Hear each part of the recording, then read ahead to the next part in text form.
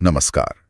आज हम एक ऐसे विषय की गहराई में उतर रहे हैं जो आप कह सकते हैं सदियों से जिज्ञासा और कुछ हद तक भय का भी स्रोत रहा है।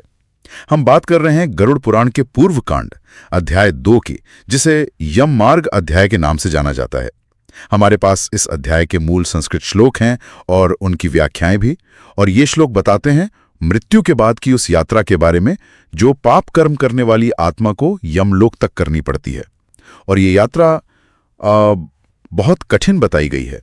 तो हमारा इरादा है कि हम इस यात्रा का श्लोक दर श्लोक विश्लेषण करें, संस्कृत पाठ सुनें और उसके पीछे जो गहरे अर्थ छिपे हैं, जो संकेत हैं, उन्हें समझने की कोशिश करें। ये पूरा संवाद भगवान विष्णु और गरुड़ के बीच का है। तो चलिए शुरू करते हैं। शुरुआत होती है गरुड़ के एक सीधे सवाल से। श्लोक 1 में वे पूछते हैं, संस्कृत, गरुड़ उवाचा कीदृशो यमलोकस्य पंथा भवति दुखदः तत्र यान्ति यथा पापास्त तन्मय कथया केशवा। एक मतलब गरुड़ पूछ रहे हैं, हे केशव, वो यमलोक का रास्ता जो इतना दुख देने वाला है, वो आखिर कैसा है और पापी लोग वहां कैसे जाते हैं?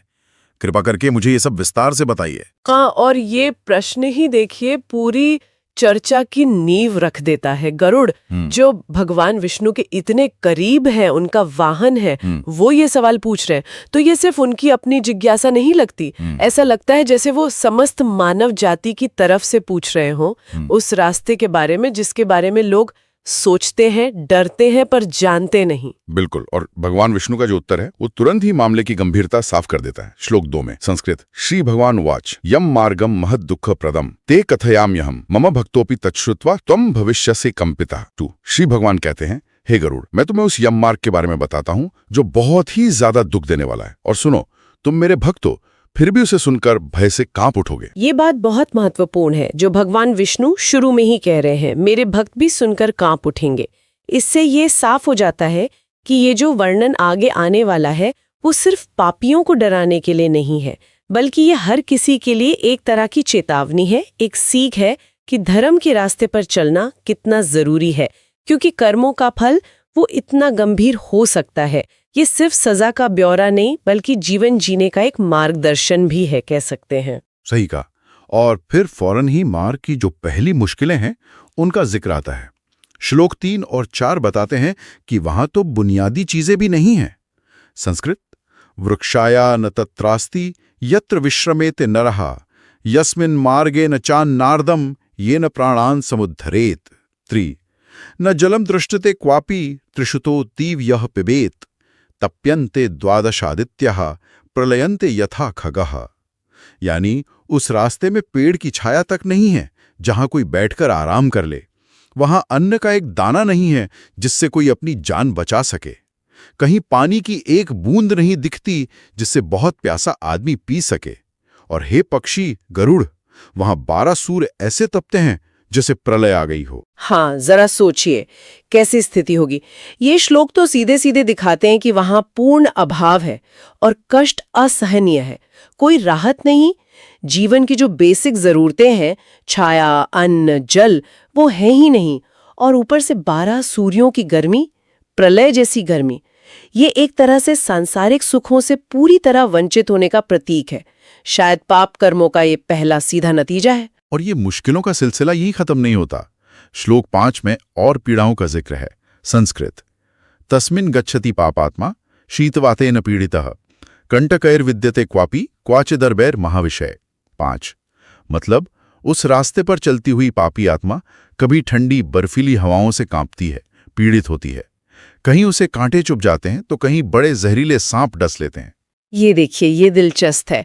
पिछले श्लोक में 12 सूर्यों की भयंकर गर्मी थी, और अब यहाँ एकदम ठंडी हवाओं की पीड़ा, और साथ में नुकीली चीजें, कांटे और जहर, सांपों का डसना। ये जो कॉन्ट्रास्ट है ना, कभी बहुत गर्मी, कभी बहुत ठंड, साथ में चुभन, जहर का दर्द, ये शायद दिखाता है कि अलग अलग पापों के फल भी अलग अलग और कई तरह के होते हैं। कोई एक फिक्स सजा नहीं, बल्कि हर तरह की पीड़ा। आगे का वर्णन तो और भी डरावना है। श्लोक 6 से 8 में जंगली जानवर हैं और एक अजीब सा जंगल है, असीपत्र वन।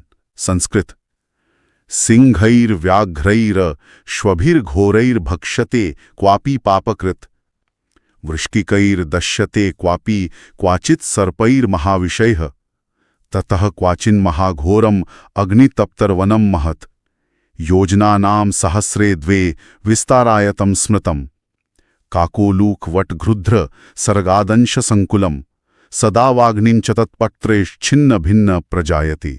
इसका मतलब है कि कहीं उस पापी को भयंकर शेर, बाघ और कुत्ते नोचकर खा रहे हैं, कहीं बिच्छू डंक मार रहे हैं, कहीं आग जला रही है, फिर कहीं 2000 योजन, सोचिए 2000 योजन तलवार की धार जैसे तेज पत्तों वाला एक भयानक जंगल आता है। 2000 योजन, ये तो बहुत ही विशाल हुआ। हाँ, और ये जंगल कौवों, उल्लुओं, बाजों, गिद्धों, मधुमक्खियों, मच्छरों से भरा है और इसमें हमेशा जंगल की आग जलती रहती है।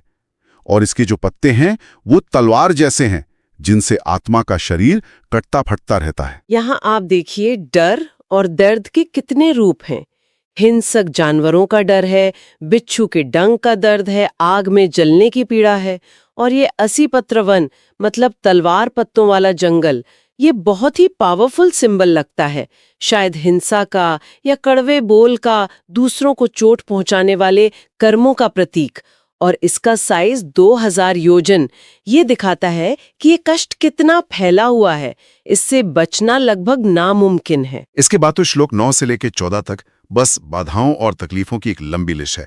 संस्कृत क्वचित पतत्य अंधकूपे विकटात् पर्वतात् क्वचित गच्छति क्षुरधारासु शंकनामुपरि क्वचित स्खलत्यन्धे तमस्युग्रे जले निपतति क्वचित क्वचित धृट जलौकाढ्ये क्वचित संतप्त कर्दमे संतप्त वालुका कीरणे धर्मा ताम्र रुचिर क्वचित क्वचित अंगार राशौच महाधूमाकुले क्वचित क्वचित अंगार वृष्टिश्च शिलावृष्टिज सवज्राका रक्तवृष्टिज शस्त्रवृष्टिस् क्वचित उष्णाम्बु वर्षणम क्षारकर्दम वृष्टिश्च महानिम्ना नीच क्वचित वप्रप्रोहाणम क्वापि कंदरेषु प्रवेशणम गाढ़ान्धकारस्तत्रास्ति दुःखरोहिशिलाः क्वचित पूयशोणितपूर्णाश्च विष्ठापूर्णोर्हदाः क्वचित। इसका सार ये है कि आत्मा कभी अंधे कुओं में गिरती है, कभी ऊंचे पहाड़ों से, कभी छुरे की धार पर चलती है, कभी भालों के नोक पर, कभी घोर अंधेरे में ठोकर खाती है, कभी पानी में गिर जाती है, कभी जोकों से भरे कीचड़ में, तो कभी खौलते हुए कीचड़ में धंस जाती है। कहीं तपती हुई रेत पर चलना पड़ता है, कहीं अंगारों के ढेर हैं, कहीं दम घोटने वाला धुआं है। थरों की, कभी खून की, कभी हथियारों की, कभी खौलते पानी की, तो कभी खारे कीचड़ की। रास्ते में कहीं गहरी खाइयां हैं, कहीं ऊंचे पहाड़ चढ़ने पड़ते हैं, कहीं अंधेरी गुफाओं में जाना पड़ता है, घना अंधेरा है, मुश्किल चट्टाने हैं, और तो और मवाद, खून और मलमूत्र से भरे तालाब भी हैं। बाप रे, ये लिस्ट तो वाकई कल्पना से भी परे है। और इसमें ध्यान देने वाली बात सिर्फ कष्टों की संख्या नहीं है, बल्कि उनकी वैरायटी है। अंधे कुएं, छुरे की धार, तपता कीचड़, अंगारों की बारिश, खून और मवाद के तालाब, हर चीज कितनी स्पेसिफिक है। ऐसा लगता है जैसे हर तरह के गलत काम के लिए एक खास तरह की सजा तय है। ये सिर्फ कोई जनरल दुख या पीड़ा नहीं है, ये तो एक बहुत डिटेल्ड, कह सकते हैं एक भयानक कर्म फल अकाउंटिंग सिस्टम जैसा लगता है, जहां हर बुरे कर्म का हिसाब होता है, और वो भी बहुत ही विशिष्ट तरीके से। शायद इस पूरे रास्ते की सबसे ज्यादा डरावनी और भयानक बाधा का वर्णन श्लोक 15 से 17 में है। वैतरणी नदी। संस्कृत मार्ग मध्ये वहत्युग्रा घोरा वैतरणी नदी सा दृष्ट्वा दुःखदा किंवा यस्या वार्ता भयावहा। 15 शतयोजन विस्तीर्णा पूयशोणित वाहिनी अस्थिवृंद तटा दुर्गा मांसशोणित कर्दमा अगाधा दुस्तरा पापैः केशयेवर दुर्बमा महाग्राह समाकीर्णा घोर पक्षी शतेर्वृता। 16-17। इसका अर्थ है रास्ते के बीच में एक बहुत ही उग्र और भयंकर नदी बहती है, नाम है वैतरणी। उसे देखना तो बहुत दूर की बात है, उसके बारे में सुनने भर से डर लगता है। वो 100 योजन चौड़ी है और उसमें पानी नहीं बल्कि मवाद और खून बहता है। उसके किनारे हड्डियों के ढेरों से पटे हैं, और उसमें मांस और खून का कीचड़ भरा है। वो इतनी गहरी है कि उसका था नहीं मिलता। पापियों के लिए उसे पार करना नामुमकिन है। वो बालों जैसी काई से ढकी है, उसमें बड़े बड़े मगरमच्छ भरे हैं और सैकड़ों भयानक पक्षी उस पर मंडराते रहते हैं। हाँ, वैतरणी नदी। इसे अक्सर पाप और पुण्य के बीच की वो आखिरी लाइन माना जाता है। और इसकी जो बनावट बताई है, मवाद, खून, हड्डियां, मांस का कीचड़, ये सब क्या है? ये जीवन में किए गए पापों का इकट्ठा हुआ एक घिनौना रूप है, उसका प्रतीक है। और इसका विस्तार 100 योजन चौड़ी, अथाह गहरी, ये इसे पार करना नामुमकिन बना देता है, खासकर उनके लिए जिन्होंने पुण्य नहीं किए, दान नहीं दिए। कई जगहों पर गोदान का जिक्र आता है इसके संदर्भ में। ये नदी कर्मफल के सिद्धांत का एक बहुत ही ग्राफिक, बहुत ही शक्तिशाली चित्रण है। और जब कोई पापी आत्मा इस नदी के पास पहुंचती है तो नदी और भी ज्यादा उग्र हो जाती है। श्लोक 18 से 20 बताते हैं, संस्कृत। आगतम पापिनम दृष्ट्वा ज्वाला धूम समाकुला क्विथ्यते सा नदी तार्क्ष कटाहा हरित घृतम यथा। 18 कृमिभी संकुला घोरे सूचिवक्त्रये समन्ततः वज्रतुंडैर महागृध्रैर वायसहि परिवारिता शिशुमारैश्च मकरैश्च जलोकमत्य कचपैश्च अन्यैर्जलस्थै जीवैश्च पूरिता मांसभिदकै। 20 यानी हे तार्क्ष गरुड़, पापी को आता देखकर वो नदी आग की लपटों और धुएं से भर जाती है और ऐसे उबलने लगती है जैसे कड़ाई में घी उबलता है। वो सुई जैसी तेज चुभने वाली चोंच वाले भयानक कीड़ों से भरी है। वज्र जैसी कठोर चोंच वाले बड़े बड़े गिद्ध और कौवे उसे चारों तरफ से घेरे रहते हैं और उसमें सूंस, मगरमच्छ, जोंक, मछली, कछुए और दूसरे मांस को नोचने फाड़ने वाले पानी के जीव भरे पड़े हैं। ये देखिए, नदी खुद रिएक्ट कर रही है, उबल रही है, और उसमें रहने वाले ये जीव, कीड़े, गिद्ध, कौवे, मगरमच्छ, ये सिर्फ जानवर नहीं लगते। ये ऐसा लगता है जैसे ये कर्मफल को लागू करने वाली शक्तियां हों। ये उस कॉस्मिक जस्टिस सिस्टम का हिस्सा है जहां प्रकृति खुद अपने सबसे भयानक रूप में सजा देने में शामिल हो जाती है। श्लोक 21 से 23 में नदी में गिरे पापियों की हालत का वर्णन है। संस्कृत। पतितास्तत्प्रवाहे च क्रंदन्ति बहुपापिनः हा भ्राता पुत्रतातेति प्रलपन्ति मुहुर्मुहुः। 21 क्षुधितास्त्रिषिताः पापा पिबन्ति किल शोणितम् सा सरिद् धीरपूर्णा च वहन्ति फेनिलं बहु महाघोराति गर्जनन्ति दुनिर्रिक्षा भयावह तस्या दर्शनमात्रेण पापास्यु गतचेतनः।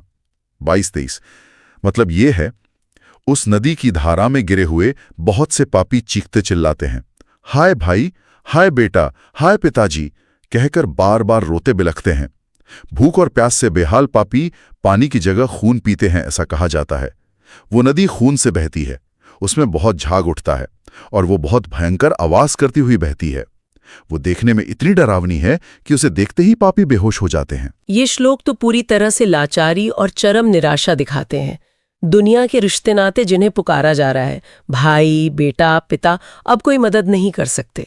भूख प्यास जैसी बुनियादी जरूरतें भी पूरी नहीं हो रही, बल्कि और विकृत रूप ले रही हैं। खून पीना पड़ रहा है और इंद्रियों पर जो असर है, नदी की वो भयानक गर्जना, उसका वो दृश्य जिसे देखकर होश उड़ जाए, ये सिर्फ शारीरिक नहीं, ये तो पूरी तरह से सेंसरी और इमोशनल टॉर्चर है। और इस नदी को पार करना ये संभव है भी या नहीं, श्लोक 24 से 26 में ये और साफ होता है। संस्कृत। बहुवृषक संकीर्णा सेविता कृष्णपन्नगहे तन्मध्ये पतितानां च त्राता कोपी न विद्यते।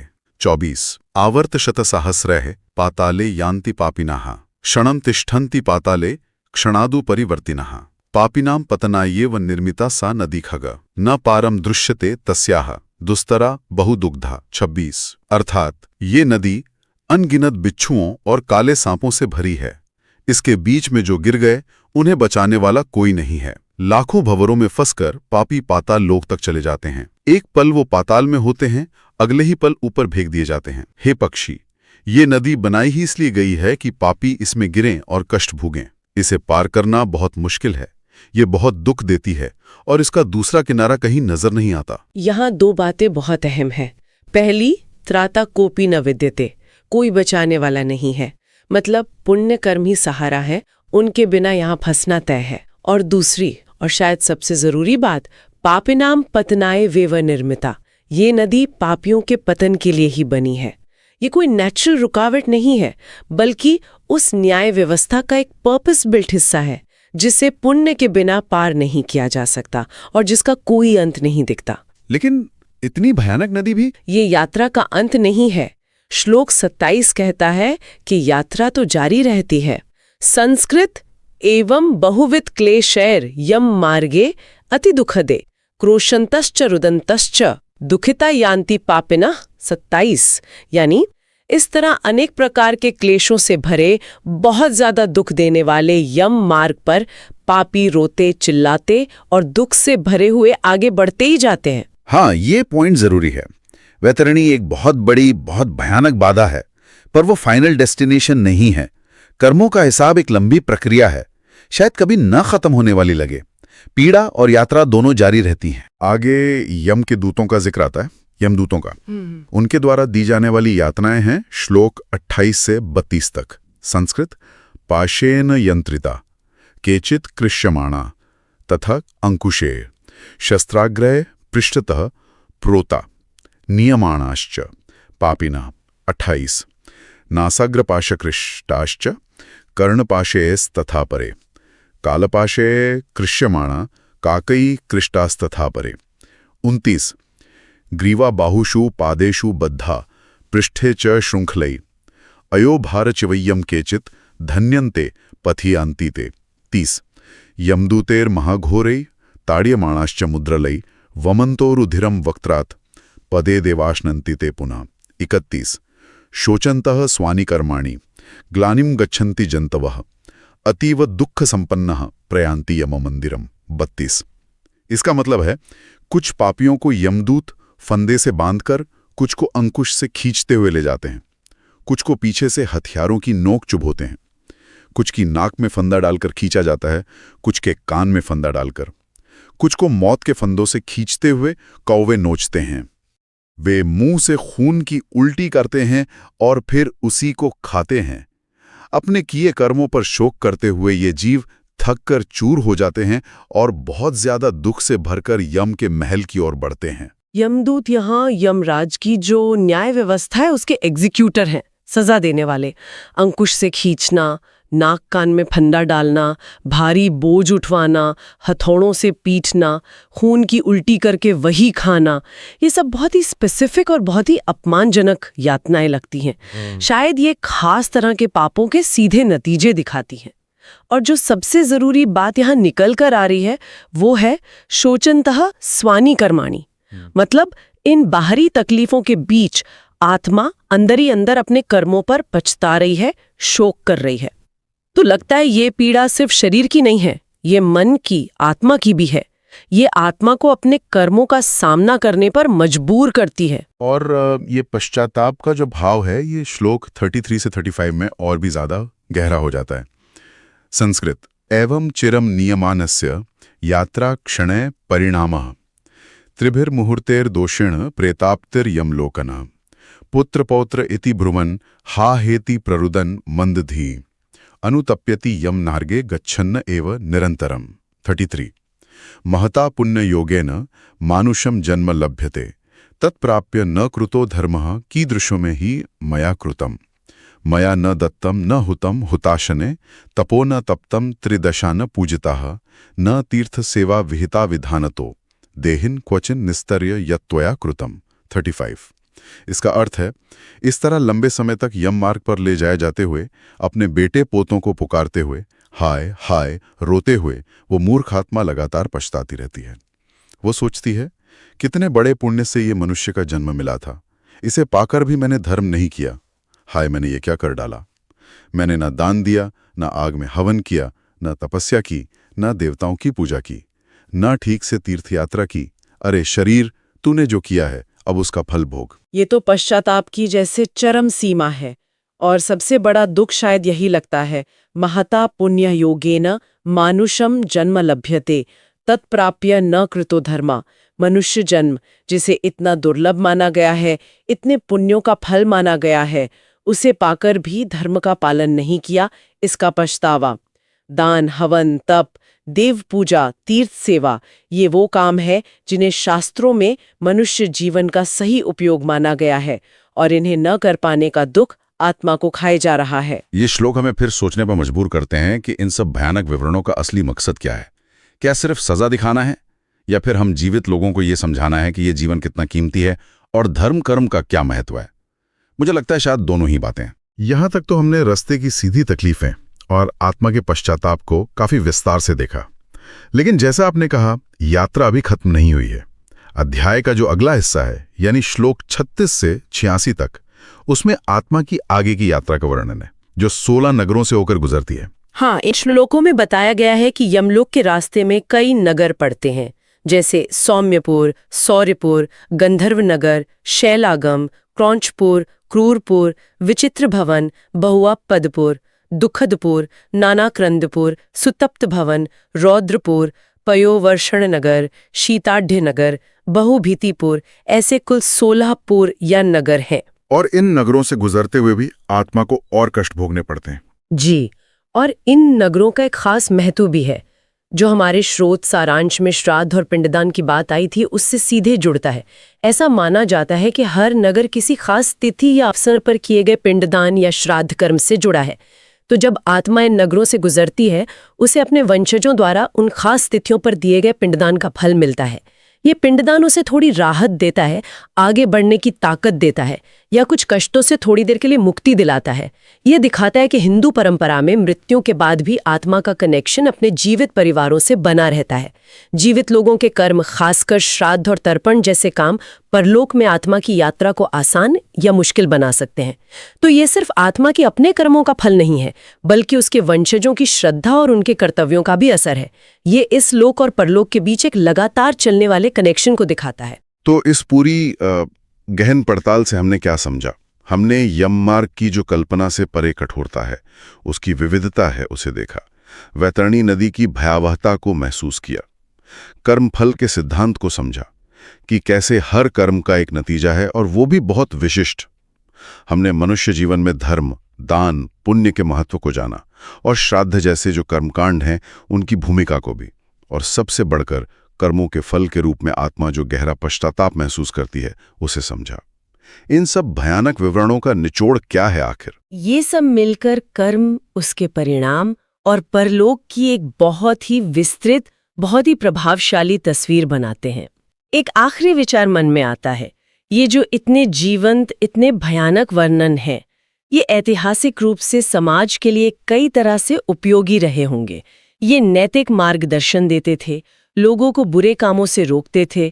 ये श्राद्ध जैसे अनुष्ठानों को करने का एक मजबूत कारण देते थे, जो शायद सामाजिक और पारिवारिक संबंधों को भी मजबूत करते थे। और शायद सिर्फ डर पैदा करने से आगे बढ़कर ये जीवन, मृत्यु, कर्म के रहस्य और उसके जो दूर तक जाने वाले परिणाम हैं, उनकी जटिलता पर गहराई से सोचने का एक जरिया भी देते थे। श्रोताओं के लिए एक सवाल छोड़ा जा सकता है सोचने के लिए। मृत्यु के बाद के जीवन और कर्म फल के ये जो प्राचीन, इतने विस्तृत और अक्सर सिंबॉलिक वर्णन है, ये आज के वैज्ञानिक युग में अस्तित्व, चेतना और परिणामों की हमारी जो आधुनिक समझ है, उसके साथ कैसे बात करते हैं? कहाँ वो मिलते हैं और कहाँ उनमें टकराव दिखता है? ये वाकई एक दिलचस्प सवाल है जिस पे सोचा जा सकता है।